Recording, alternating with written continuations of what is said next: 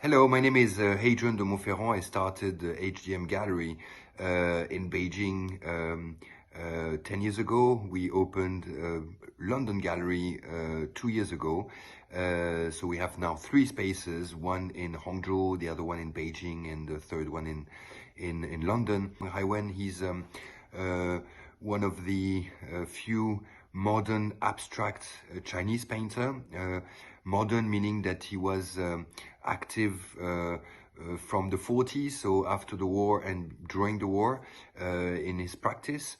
He left China. He decided to move to France, and he developed a body of work that is really between the Western way of seeing art and, of course, with very deep Chinese roots, because he was born in China. Tang Haiwen moved to France. He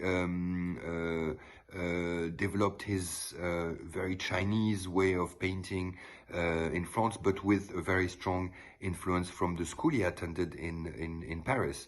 La Grande Chaumière, which is where a lot of very big artists like Balthus, like Zaouki, like a lot of artists developed their practice and learned about the way of painting in France, especially the figurative painting that we inherited in the European and French culture.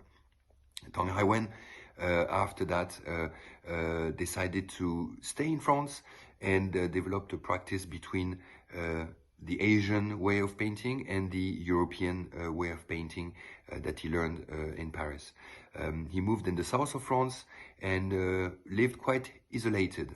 And he today leave us with this big body of work that is really something between the two cultures. He uses water and ink like a Chinese artist would do, but with European paper, which is quite amusing, because the Chinese really are very close to the relationship between their Chinese ink and their Chinese paper. And here we have this Chinese artist who's using watercolor, so kind of an ink, Chinese ink, but with Western paper. So the chemical relationship between these two mediums, I think, struck him at the time.